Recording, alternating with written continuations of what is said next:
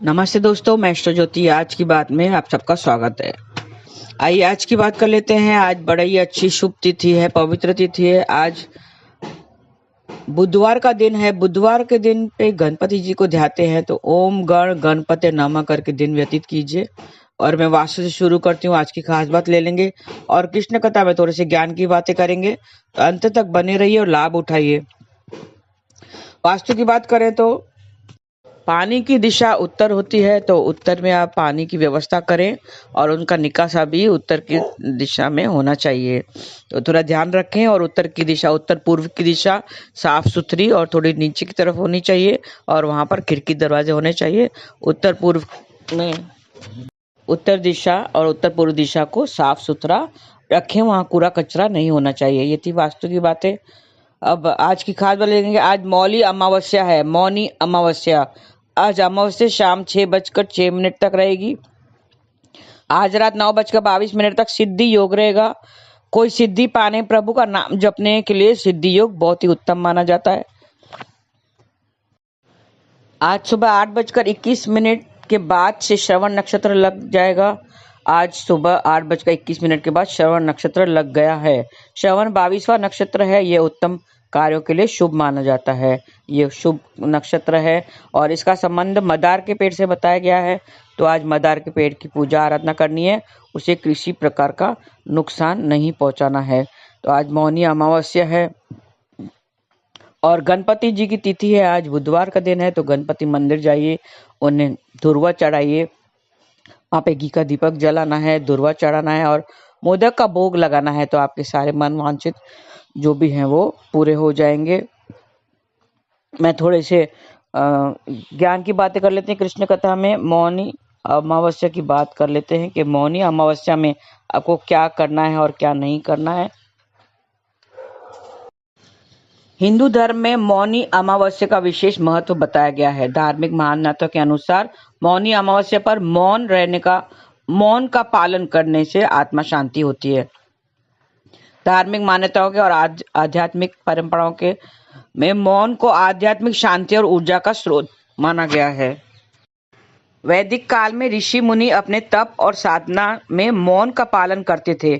मौन केवल वाणी का त्याग नहीं है, बल्कि यह मन और आत्मा की गहराई तक शुद्धता प्राप्त करने का माध्यम है।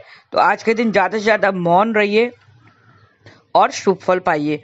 आज भी मौन साधना को मानसिक और आध्यात्मिक शांति प्राप्त करने का महत्वपूर्ण उपाय बताया गया है। और ये जो मौनी अमावस्या है, ये मकर राशि के जातकों की बात करें तो त्रिवेणी योग मकर राशि में ही बन रहा है। तो ऐसे में यह योग मकर राशि के जातकों के लिए बहुत लाभकारी सिद्ध होगा। हर बार मौनी अमावस्या पर बेहद शुभ योग बनने जा रहे हैं। इस बार बहुत शुभ योग बनने जा रहे हैं। ज्योतिष गणना के आधार पर मौनी अमावस्या के दिन यानी आज के दिन शनि देव की राशि मकर में त्रिवेणी योग बन रहा है। माघी अमावस्या के दिन मकर राशि में सूर्य, चंद्रमा और बुध ग्रह का योग होगा, जिससे त्रिग्रह या त्रिवेणी योग का निर्माण होगा।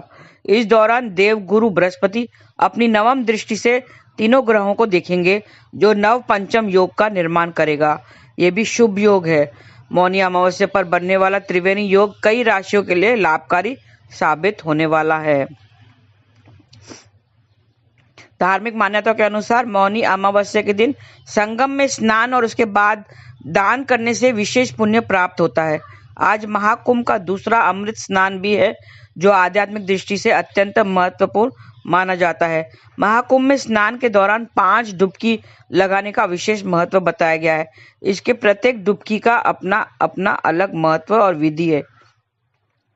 आज के दिन मौनी अमावस्या का पर्व है और इस दिन प्रयागराज में चल रहे महाकुंभ में स्नान का विशेष महत्व बताया गया है। इस समय लोग प्रयागराज में के संगम तट पर पवित्र डुबकी लगाने के लिए लगातार यात्रा कर रहे हैं। बताया गया है कि 10 करोड़ से ज्यादा लोग वहां पर आस्था की डुबकी लगा चुके हैं। और आज के दिन अमृत स्नान के लिए शुभ मुहूर्त सुबह 5:25 से लेकर 6:18 तक था।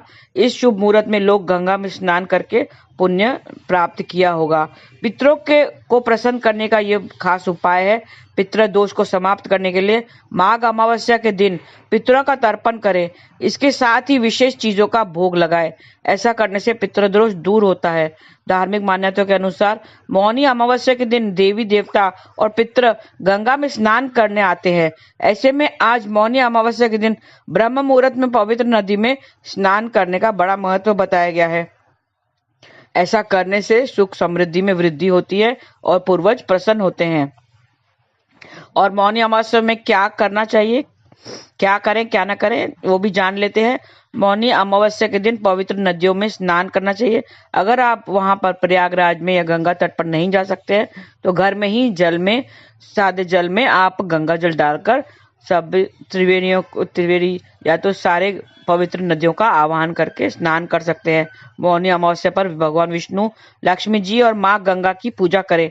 इस दिन मौन व्रत या उपवास जरूर रखें। शाम में तुलसी के पास घी का दीपक भी जलाएं। इस दिन अन्न, धन, वस्त्र आदि का दान जरूर करें। सूर्य देव को अर्घ जरूर दे। और ओम पितृ देवताय नमः, ओम पितृ देवताय नमः ऐसा 11 बार जाप करना चाहिए। मौनी अमावस्या पर दीपक जलाने की भी विधि है, वो भी सुन लेते हैं। मौनी अमावस्या की शाम मिट्टी का दीपक ले और उसे पानी से धोकर सुखा लें। दीपक में सरसों या तिल का तेल डालें और उसमें बाती लगाकर जलाएं। दीपक को घर के बाहर दक्षिण दिशा में रखें क्योंकि इसे पितरों की दिशा मानी जाती है। दीपक को पूरी रात जलने दें। यदि घर के पितरों की तस्वीर है तो उसके पास भी दीपक जलाया जा सकता है। मौनी अमावस्या पर पितरों के लिए दीपक जलाने का बड़ा महत्व है।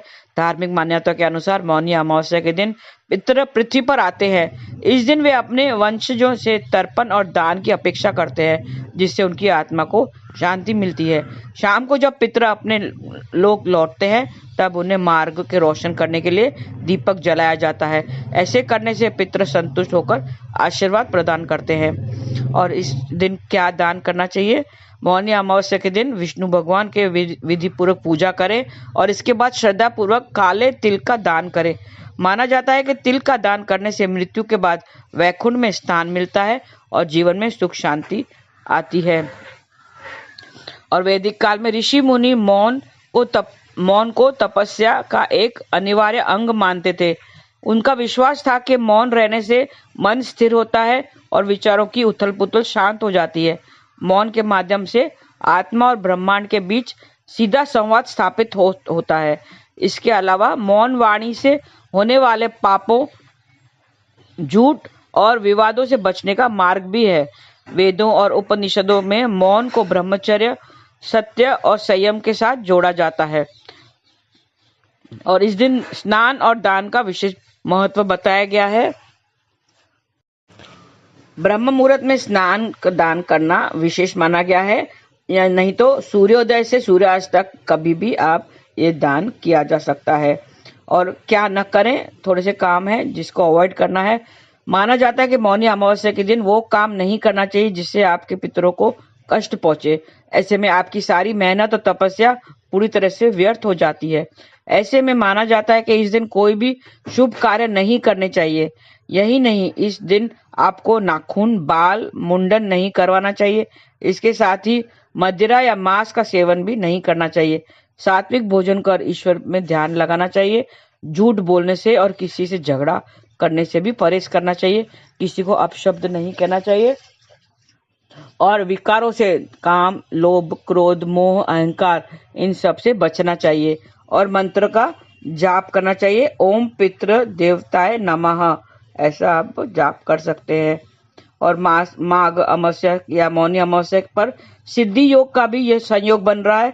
सिद्धि योग का संयोग रात 9:22 तक है। ज्योतिष शास्त्र में सिद्धि योग को शुभ मानते हैं।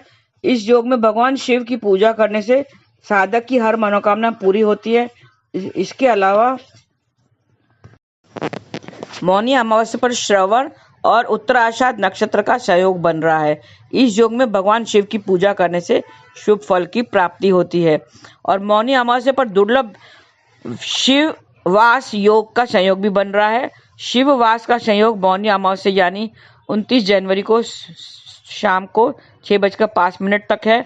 धार्मिक मान्यताओं के अनुसार इस दिन भगवान शिव कैलाश पर माँ गौरी के साथ विराजमान रहेंगे और पौराणिक मान्यताओं के अनुसार महाकुंभ में अमृत स्नान के समय जो भी श्रद्धालु गंगा या अन्य पवित्र नदियों में स्नान करता है उसे मोक्ष की प्राप्ति होती है। इसके साथ ही परिवार में सुख समृद्धि आती है। इसके लिए महाकुंभ में अमृत स्नान का विशेष महत्व बना गया है। अगर आप महाकुंभ पहुंचे हो तो आप बहुत ही भाग्यशाली है, और अगर नहीं पहुंच सके हो, घर पे ही हो, तो आप घर पर भी आप मंत्र जाप करके जल में गंगा जल डालकर नहा सकते हैं। हिंदू धर्म में मौनी अवस्था का विशेष महत्व बताया गया है। इस दिन मौन रखते हुए गंगा स्नान करने की परंपरा है। हिंदू धर्म में मौन रखने का विशेष महत्व होता है। वेदों और उपनिषदों में मौन को ब्रह्मचर्य, सत्य और संयम के साथ जोड़कर देखा गया है। वैदिक काल में ऋषि मुनि मौन को तपस्या का एक अनिवार्य अंग मानते थे।